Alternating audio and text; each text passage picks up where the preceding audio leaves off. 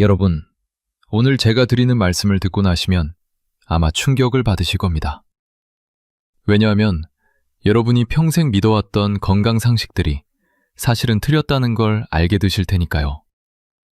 더 충격적인 건 의사들조차도 이 잘못된 상식을 수십 년간 환자들에게 가르쳐왔다는 겁니다.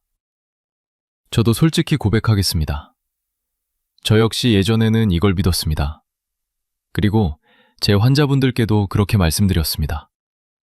그런데 최근 10년간 전 세계에서 쏟아져 나온 대규모 연구들이 우리가 알던 상식을 완전히 뒤집어 버렸습니다. 하버드 의과대학, 스탠퍼드 대학교, 서울대병원, 삼성서울병원, 이런 세계 최고의 의료기관들이 한 목소리로 말합니다. 지금까지 우리가 알던 건강 상식 중 상당수가 틀렸다고요. 여러분, 혹시 이런 말 들어보셨습니까? 하루에 물 2리터는 꼭 마셔야 한다. 아침 식사는 하루 중 가장 중요한 식사다. 콜레스테롤이 높으면 계란을 먹으면 안 된다. 관절이 아프면 운동을 쉬어야 한다. 나이 들면 고기를 줄여야 한다. 이 말들 다 들어보셨죠? 그리고 지금도 이렇게 실천하고 계신 분들 많으실 겁니다. 그런데 이게 다 틀렸습니다. 크리스머스 과학이 증명했습니다. 오늘 제가 여러분께 의사들도 속았던 건강상식 7가지를 낱낱이 파헤쳐 드리겠습니다. 이 영상을 끝까지 보시면 여러분은 3가지를 얻으실 수 있습니다. 첫째, 지금까지 잘못 알고 계셨던 것들을 바로잡으실 수 있습니다.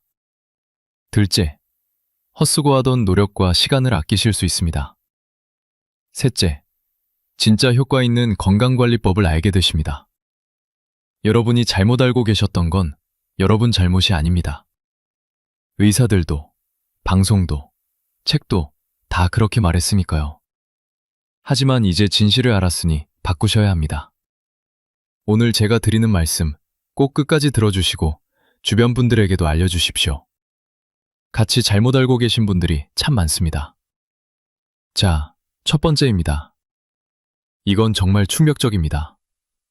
하루에 물 2리터를 꼭 마셔야 한다. 이 말 다들 들어보셨죠? 텔레비전에서도, 건강책에서도, 의사들도 이렇게 말했습니다. 피부도 좋아지고 독소도 빠지고 건강해진다고요. 저도 예전에는 이렇게 믿었습니다. 환자분들께도 물 많이 드시라고 말씀드렸습니다. 그런데 이게 완전히 틀렸습니다. 2022년 사이언스 저널에 실린 연구가 있습니다. 25개국 5,000명 이상을 조사한 대규모 연구입니다. 결론이 뭐였을까요? 하루 물 2리터 권고는 과학적 근거가 없다. 이렇게 나왔습니다. 사실 이 2리터 신화가 어디서 나왔는지 아십니까? 1945년 미국 식품영양위원회에서 나온 권고였습니다. 그런데 원문을 자세히 보면 이런 내용이 있습니다. 대부분의 수분은 음식에서 섭취된다. 이 부분을 사람들이 빼먹고 물 2리터만 기억한 겁니다. 우리가 먹는 밥, 국, 과일, 채소, 이런 음식에도 수분이 가득 들어 있습니다. 밥 한 공기에도 물이 들어있고 김치에도 나물에도 다 들어있습니다. 한국 사람들은 국물 있는 음식을 많이 먹잖아요. 그래서 따로 물을 2리터씩 마실 필요가 없습니다. 오히려 물을 너무 많이 마시면 문제가 생깁니다. 특히 60대 이상 어르신들에게는요. 콩팥 기능이 떨어진 분들은 물을 많이 마시면 부종이 생깁니다. 다리가 붓고 얼굴이 붓습니다. 심하면 폐에 물이 차서 숨쉬기가 힘들어집니다. 심장이 약한 분들도 마찬가지입니다. 물을 많이 마시면 심장에 부담이 갑니다. 혈압이 올라가고 심부전이 악화될 수 있습니다. 그리고 물을 너무 많이 마시면 저나트륨 혈증이라는 게 생길 수 있습니다. 피 속의 나트륨 농도가 너무 낮아지는 건데요. 이게 심하면 경련이 일어나고 의식을 잃을 수도 있습니다. 제 환자분 중에 이런 분이 계셨습니다. 67세 할머니셨는데요. 건강을 위해서 매일 물 3리터씩 드셨습니다. 텔레비전에서 물 많이 마시면 피부도 좋아지고 살도 빠진다고 했거든요. 그런데 어느 날 갑자기 쓰러지셨습니다. 병원에 실려가서 검사해보니 저나트륨 혈증이었습니다. 나트륨 수치가 위험할 정도로 낮았습니다. 의사 선생님이 물었습니다. 물을 얼마나 드십니까? 할머니가 대답하셨죠. 건강을 위해서 매일 3리터씩 마십니다. 의사 선생님이 고개를 저으셨습니다. 그게 원인입니다. 물을 너무 많이 드셨어요. 할머니는 정말 충격을 받으셨습니다. 건강해지려고 열심히 물을 마셨는데 그게 오히려 병을 만든 겁니다. 퇴원하시고 나서 할머니께서 저한테 이렇게 말씀하셨습니다. 선생님, 그동안 물 사 먹느라 한 달에 5만 원씩 썼어요. 생수가 좋다고 해서요. 그 돈이 아까워요. 그렇습니다. 물 2리터 신화 때문에 비싼 생수 사 먹고, 정수기 사고, 물 마시기 힘들어서 스트레스 받고, 다 헛수고였던 겁니다. 그럼 물은 얼마나 마셔야 할까요? 정답은 목마를 때 마시면 됩니다. 우리 몸은 똑똑합니다. 수분이 부족하면 목이 마르다고 신호를 보냅니다. 그 신호에 따라 마시면 됩니다. 다만 나이가 들면 갈증을 느끼는 감각이 둔해질 수 있습니다. 그래서 어르신들은 목이 안 마르셔도 식사 때마다 물이나 국물을 한 컵 정도 드시면 충분합니다. 억지로 2리터씩 마실 필요 전혀 없습니다. 오히려 해롭습니다. 정리하겠습니다. 하루 물 2리터 꼭 마셔야 한다? 틀렸습니다. 목마를 때 마시면 됩니다. 특히 콩팥이나 심장에 안 좋으신 분들은 오히려 물을 줄이셔야 합니다. 자, 두 번째입니다. 이것도 많은 분들이 잘못 알고 계십니다. 아침 식사는 하루 중 가장 중요한 식사다. 아침을 꼭 먹어야 건강하다. 아침을 거르면 살이 찐다. 이런 말들 다 들어보셨죠? 저도 예전에는 환자분들께 아침은 꼭 드시라고 말씀드렸습니다. 아침을 거르면 점심에 폭식하게 되고 그래서 살이 찐다고요. 그런데 이것도 틀렸습니다. 2019년 영국 의학저널에 실린 연구가 있습니다. 13개 연구를 종합 분석한 메타 분석인데요. 결론이 충격적입니다. 아침 식사가 체중 감량에 도움이 된다는 증거가 없다. 오히려 아침을 먹는 사람들이 하루 총 칼로리 섭취량이 더 높았다. 아침을 먹으면 점심을 덜 먹을 거라고 생각했는데 실제로는 그렇지 않았습니다. 아침을 먹어도 점심은 똑같이 먹더라는 겁니다. 결국 아침을 먹은 만큼 칼로리가 더 늘어난 거죠. 아침 식사가 건강에 필수라는 신화는 어디서 나왔을까요? 1944년 미국의 시리얼 회사가 만든 마케팅이었습니다. 아침은 하루 중 가장 중요한 식사다. 이 문구를 시리얼 회사가 광고에 썼고 그게 전 세계로 퍼진 겁니다. 물론 아침을 드시는 게 나쁘다는 건 아닙니다. 아침을 드시고 싶으신 분, 아침에 배가 고프신 분은 드셔도 됩니다. 하지만 아침에 입맛이 없는데 억지로 먹을 필요는 없습니다. 아침을 안 먹는다고 건강이 나빠지지 않습니다. 특히 혈당 조절이 필요하신 분들은 오히려 아침을 늦게 드시거나 거르시는 게 나을 수 있습니다. 이걸 간헐적 단식이라고 하는데요. 최근 연구들에서 혈당 조절에 효과가 있다고 밝혀졌습니다. 제 환자분 중에 70세 할아버지가 계셨습니다. 당뇨가 있으셔서 아침을 꼭 드셔야 한다고 생각하셨습니다. 아침을 거르면 저혈당이 올 것 같아서요. 그래서 매일 아침 7시에 일어나자마자 밥을 드셨습니다. 사실 배가 안 고프셨는데 억지로 드신 거죠. 그런데 아침 식후 혈당이 항상 높았습니다. 180, 200까지 올라갔습니다. 약을 늘려도 잘 안 떨어졌습니다. 저는 할아버지께 한번 아침을 늦춰보시라고 제안했습니다. 엘독시 대신 10시쯤에 가볍게 드시라고요. 처음에는 걱정하셨습니다. 아침 안 먹으면 쓰러지는 거 아니에요? 그런데 제가 설명드렸습니다.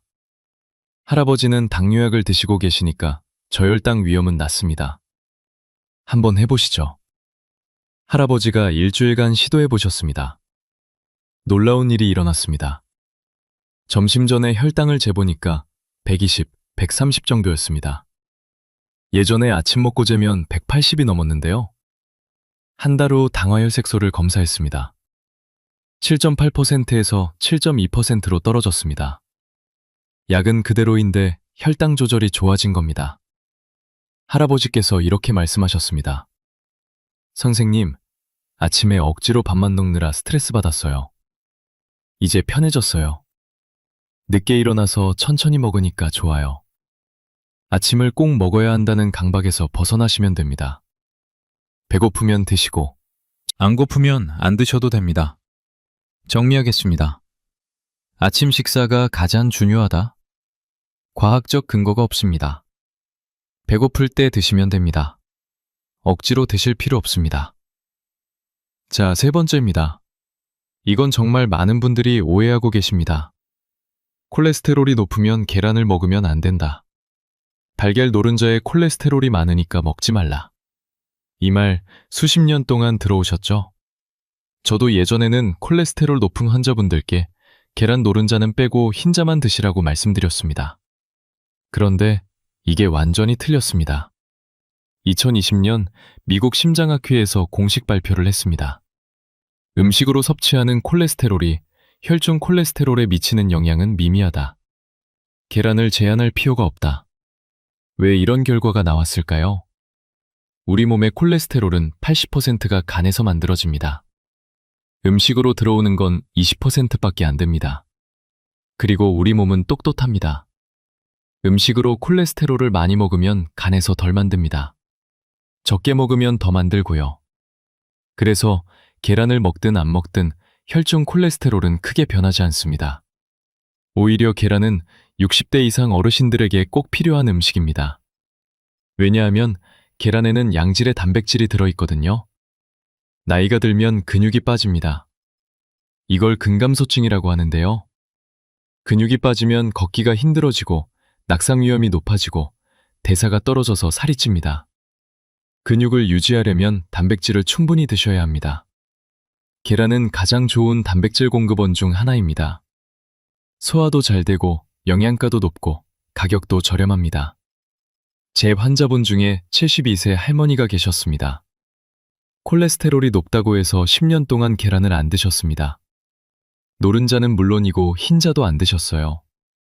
계란이 들어간 음식은 다 피하셨습니다. 그런데 근육량 검사를 해보니까 심각하게 줄어 있었음을 발깃굳힙니다. 근감소증이었습니다. 다리 힘이 없어서 계단 오르기가 힘드셨고 자주 넘어지셨습니다. 저는 할머니께 계란을 다시 드시라고 권했습니다. 처음에는 깜짝 놀라셨습니다. 선생님, 콜레스테롤 높은데 계란 먹어도 돼요? 저는 최신 연구 결과를 설명드렸습니다. 계란이 콜레스테롤을 높이지 않습니다. 오히려 할머니께는 단백질이 더 필요합니다. 할머니가 매일 계란 2개씩 드시기 시작하셨습니다.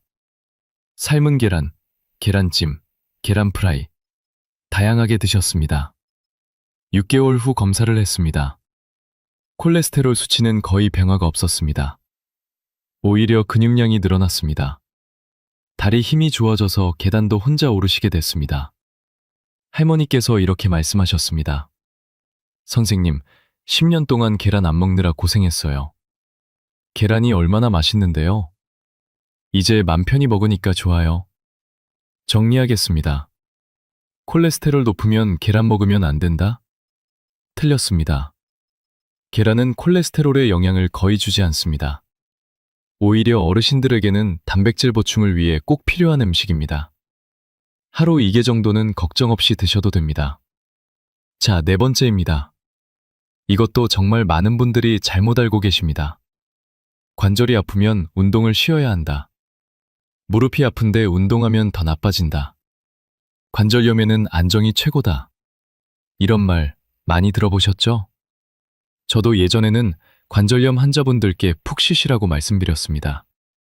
움직이면 관절이 더 닿는다고요. 그런데 이것도 틀렸습니다. 미국 류마티스 학회, 유럽 류마티스 학회, 대한정형외과 학회, 전 세계 모든 학회에서 한 목소리로 말합니다. 관절염에는 운동이 필수다. 왜 그럴까요? 관절 연골에는 혈관이 없습니다. 그래서 영양분을 혈액으로 받지 못합니다. 대신 관절액이라는 액체에서 영양분을 받습니다. 그런데 이 관절액이 연골에 스며들려면 압력이 필요합니다. 움직여야 압력이 생기고 그래야 연골에 영양분이 공급됩니다. 가만히 있으면 연골에 영양분이 안 갑니다. 오히려 연골이 더 빨리 닳습니다. 운동을 하면 관절 주변 근육도 강화됩니다. 근육이 튼튼해지면 관절에 가는 부담이 줄어듭니다. 무릎 주변 근육이 약하면 무릎 연골이 직접 충격을 받습니다. 근육이 튼튼하면 충격을 흡수해줍니다. 또 운동을 하면 관절의 유연성이 좋아집니다. 뻣뻣한 관절은 작은 충격에도 손상을 받습니다. 유연한 관절은 충격을 잘 흡수합니다. 제 환자분 중에 68세 할아버지가 계셨습니다. 무릎 관절염이 심하셔서 5년 동안 운동을 안 하셨습니다. 아프니까 걷기도 싫고 계단도 안 오르셨습니다. 집에서 가만히 계셨습니다. 그런데 무릎은 점점 더 나빠졌습니다. 5년 전보다 더 아프고 더 뻣뻣해졌습니다. 엑스레이를 찍어보니 연골이 거의 다 닳아 있었습니다.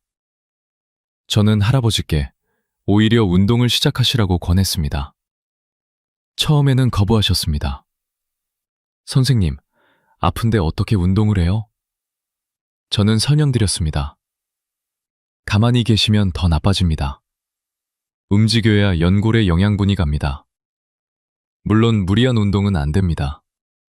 가벼운 걷기, 수영, 자전거 타기, 이런 운동부터 시작하시면 됩니다. 할아버지가 반신반의하며 시작하셨습니다. 처음에는 10분 걷기도 힘드셨습니다. 하지만 매일 조금씩 늘려가셨습니다. 한 달 후 20분 걸을 수 있게 됐습니다. 2달 후 30분, 3달 후에는 40분을 걸으셨습니다. 놀라운 변화가 일어났습니다. 무릎 통증이 줄어들었습니다. 5년 동안 쉬어도 안 나았던 통증이 운동을 하니까 줄어든 겁니다. 6개월 후 할아버지께서 이렇게 말씀하셨습니다. 선생님, 5년 동안 집에만 있었던 게 후회돼요. 진작 운동할 걸 그랬어요. 이제는 손주들이랑 공원에서 놀 수 있어요. 정리하겠습니다. 관절이 아프면 쉬어야 한다? 틀렸습니다. 오히려 운동을 해야 합니다. 물론 무리한 운동은 안 됩니다. 걷기, 수영, 자전거 같은 가벼운 운동부터 시작하세요. 관절이 더 건강해집니다. 자, 5번째입니다. 이건 정말 중요합니다. 나이 들면 고기를 줄여야 한다. 채식이 건강에 좋다. 고기는 몸에 안 좋다. 이런 말 많이 들어보셨죠? 특히 어르신들 중에 고기를 일부러 안 드시는 분들이 계십니다. 소화도 안 되고 콜레스테롤도 걱정되고 그래서 밥에 나물 반찬만 드시는 분들이 많습니다. 그런데 이게 큰 문제입니다. 대한노인영양학회에서 발표한 자료가 있습니다. 한국 노인의 30% 이상이 단백질 부족 상태입니다. 단백질 부족은 근감소증, 면역력 저하, 상처 회복 지연, 골다공증을 일으킵니다. 왜 단백질이 부족할까요? 고기를 안 드시기 때문입니다. 나이가 들면 고기를 더 드셔야 합니다. 왜냐하면 나이가 들면 단백질 흡수율이 떨어지거든요. 젊었을 때와 같은 양을 드셔도 실제로 흡수되는 양은 적습니다. 그래서 더 많이 드셔야 같은 효과가 있습니다. 그리고 식물성 단백질보다 동물성 단백질이 흡수가 더 잘 됩니다. 콩이나 두부도 좋지만 고기만큼 효율적이지 않습니다. 2019년 미국 임상영양학회지에 실린 연구가 있습니다. 65세 이상에서 동물성 단백질을 충분히 섭취한 그룹이 근육량 유지에 더 효과적이었습니다. 제 환자분 중에 75세 할머니가 계셨습니다. 10년 전부터 거의 채식만 하셨습니다. 고기는 소화가 안 된다고, 콜레스테롤이 걱정된다고 안 드셨습니다. 그런데 자꾸 넘어지셨습니다. 1년에 서너 번씩 넘어지셨습니다. 한 번은 넘어져서 손목이 부러지셨습니다. 검사를 해보니까 근육량이 심각하게 부족했습니다. 뼈도 약해져 있었습니다. 골다공증이었습니다. 저는 할머니께 고기를 드시라고 권했습니다. 처음에는 싫어하셨습니다. 고기 냄새도 싫고 씹기도 힘들다고요. 저는 다진 고기부터 시작하시라고 말씀드렸습니다. 소고기 미역국에 다진 고기 넣어서 드시고, 두부조림에 간 돼지고기 넣어서 드시고, 이렇게 조금씩 시작하시라고요. 할머니가 3개월 동안 꾸준히 드셨습니다. 놀라운 변화가 일어났습니다. 기운이 나셨습니다. 다리에 힘이 생겼습니다. 더 이상 넘어지지 않으셨습니다. 6개월 후 검사를 했습니다. 근육량이 늘어났습니다. 골밀도도 조금 좋아졌습니다. 할머니께서 이렇게 말씀하셨습니다. 선생님, 고기가 이렇게 좋은 줄 몰랐어요. 이제 손주들이 고기 사오면 같이 맛있게 먹어요. 전에는 나는 됐다고 했는데. 정리하겠습니다. 나이 들면 고기를 줄여야 한다? 틀렸습니다. 오히려 더 드셔야 합니다. 근육을 유지하려면 단백질이 필요합니다. 하루에 손바닥 크기의 고기 한 덩이는 꼭 드십시오. 자, 6번째입니다. 이것도 많은 분들이 오해하고 계십니다. 소금을 최대한 줄여야 한다. 짜게 먹으면 혈압이 오른다. 무조건 싱겁게 먹어야 한다. 이런 말 많이 들어보셨죠? 물론 소금을 과하게 드시면 안 됩니다. 그건 맞습니다. 하지만 너무 적게 드시는 것도 문제입니다. 2016년 란셋에 실린 대규모 연구가 있습니다. 17개국 13만 명을 추적조사한 연구인데요. 결론이 놀랍습니다. 소금 섭취가 너무 낮은 그룹에서 오히려 심혈관 질환과 사망률이 높았습니다. 왜 그럴까요? 나트륨은 우리 몸에 꼭 필요한 미네랄입니다. 신경 전달, 근육 수축, 체액 균형. 이런 중요한 기능에 나트륨이 필요합니다. 나트륨이 너무 부족하면 어지럽고 피곤하고 근육경련이 생깁니다. 심하면 의식을 잃을 수도 있습니다. 특히 어르신들은 땀을 많이 흘리시거나 이뇨제를 드시는 경우가 많은데요. 이런 분들은 나트륨이 빠져나가기 쉽습니다. 너무 싱겁게만 드시면 저나트륨혈증이 올 수 있습니다. 제 환자분 중에 69세 할아버지가 계셨습니다. 고혈압이 있어서 소금을 극단적으로 줄이셨습니다. 김치도 안 드시고 국도 안 드시고 모든 음식을 아주 싱겁게만 드셨습니다. 그런데 자꾸 어지러우셨습니다. 피곤하고 기운이 없으셨습니다. 병원에서 검사해보니 나트륨 수치가 낮았습니다. 저는 할아버지께 너무 극단적으로 줄이지 마시라고 말씀드렸습니다. 적당히 드시면 됩니다. 김치 한두 조각, 된장국 한 그릇 정도는 괜찮습니다. 할아버지가 다시 적당히 드시기 시작하셨습니다. 어지러움이 사라졌습니다. 기운도 나셨습니다. 할아버지께서 이렇게 말씀하셨습니다. 선생님, 음식 맛이 없어서 밥 먹기가 싫었어요. 이제 적당히 간해서 먹으니까 밥맛이 나요. 정리하겠습니다. 소금을 최대한 줄여야 한다? 꼭 그렇지 않습니다. 너무 적게 드시면 오히려 해롭습니다. 적당히 드시면 됩니다. 자, 마지막 7번째입니다. 이건 최근에 가장 많이 뒤집힌 상식입니다.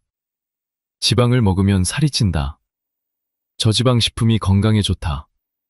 기름기를 빼고 먹어야 한다. 이런 말 수십 년 동안 들어오셨죠? 1980년대부터 전 세계적으로 저지방 열풍이 불었습니다. 지방이 살을 찌우고 심장병을 일으킨다고 했습니다. 그래서 저지방 우유, 저지방 요거트, 저지방 과자 이런 제품들이 쏟아져 나왔습니다. 그런데 결과가 어땠을까요? 사람들이 더 뚱뚱해졌습니다. 당뇨가 늘었습니다. 심장병도 줄지 않았습니다. 왜 그럴까요? 저지방 식품에 비밀이 있습니다. 지방을 빼면 맛이 없어집니다. 그래서 식품 회사들이 뭘 넣었을까요? 설탕입니다. 저지방 요거트에 설탕이 얼마나 들어있는지 아십니까? 일반 요거트보다 설탕이 더 많이 들어 있습니다. 지방은 살을 찌우지 않습니다. 설탕이 살을 찌웁니다. 탄수화물이 살을 찌웁니다. 2입니다. 2017년 란셋에 실린 대규모 연구가 있습니다. 18개국 13만 명을 7년간 추적한 연구인데요. 결론이 충격적입니다. 지방 섭취가 높은 그룹이 사망률이 더 낮았습니다. 반대로 탄수화물 섭취가 높은 그룹이 사망률이 더 높았습니다. 지금까지 우리가 알던 상식과 정반대입니다. 물론 모든 지방이 다 좋은 건 아닙니다. 트랜스 지방은 나쁩니다. 하지만 올리브유, 견과류, 생선에 들어있는 지방은 오히려 건강에 좋습니다. 제 환자분 중에 66세 할머니가 계셨습니다. 살을 빼겠다고 지방을 극단적으로 줄이셨습니다. 기름을 전혀 안 쓰시고 삶거나 찐 음식만 드셨습니다. 그런데 살이 안 빠졌습니다. 오히려 배가 나왔습니다. 그리고 피부가 푸석해지고 머리카락이 빠지셨습니다. 왜 그랬을까요? 지방이 부족하면 피부와 머리카락에 윤기가 없어집니다. 지방은 우리 몸의 세포막을 만드는 재료입니다. 지방이 없으면 세포가 건강하지 못합니다. 그리고 지방을 안 드시니까 배가 빨리 고프셨습니다. 그래서 밥을 더 많이 드셨습니다. 탄수화물을 더 많이 드신 거죠. 그래서 살이 안 빠진 겁니다. 저는 할머니께 적당히 기름을 드시라고 말씀드렸습니다. 들기름, 올리브유 같은 좋은 기름을 드시라고요. 견과류도 조금씩 드시라고 했습니다. 3개월 후 놀라운 일이 일어났습니다. 살이 빠졌습니다. 2kg이 빠졌습니다. 그리고 피부에 윤기가 돌고 머리카락도 덜 빠졌습니다. 할머니께서 이렇게 말씀하셨습니다. 선생님, 기름 먹으면 살찐다고 안 먹었는데 그게 아니었네요. 적당히 먹으니까 오히려 좋아졌어요. 정리하겠습니다. 지방을 먹으면 살이 찐다. 틀렸습니다. 좋은 지방은 오히려 건강에 필요합니다. 들기름, 올리브유, 견과류. 이런 건강한 지방은 적당히 드세요. 살이 찌는 건 탄수화물 때문입니다. 자, 지금까지 의사들도 속았던 건강상식 7가지를 말씀드렸습니다. 첫째, 물 2리터 꼭 마셔야 한다? 틀렸습니다. 목마를 때 마시면 됩니다. 둘째, 아침은 가장 중요한 식사다? 틀렸습니다. 배고플 때 드시면 됩니다. 셋째, 콜레스테롤 높으면 계란 안 된다? 틀렸습니다. 계란은 좋은 단백질입니다. 넷째, 관절 아프면 쉬어야 한다? 틀렸습니다. 운동을 해야 합니다. 다섯째, 나이 들면 고기 줄여야 한다? 틀렸습니다. 더 드셔야 합니다. 여섯째, 소금 최대한 줄여야 한다? 틀렸습니다. 적당히 드시면 됩니다. 일곱째, 지방 먹으면 살찐다? 틀렸습니다. 좋은 지방은 건강에 필요합니다. 여러분, 이 7가지를 잘못 알고 계셨던 건 여러분 잘못이 아닙니다. 의사들도, 방송도, 책도 다 그렇게 말했으니까요. 저도 예전에는 그렇게 믿었습니다. 하지만 과학은 발전합니다. 새로운 연구가 나오면 기존 상식이 바뀝니다. 의학도 마찬가지입니다. 수십 년 전에 맞다고 했던 것들이 지금은 틀렸다고 밝혀지기도 합니다. 중요한 건 새로운 정보를 받아들이는 겁니다. 옛날 방식을 고집하면 손해보는 건 본인입니다. 오늘 제가 드린 말씀을 기억하시고 실천해 보십시오. 물 억지로 2리터 드시던 분, 이제 편하게 드세요. 아침 억지로 드시던 분, 이제 배고플 때 드세요. 계란 피하시던 분, 이제 맛있게 드세요.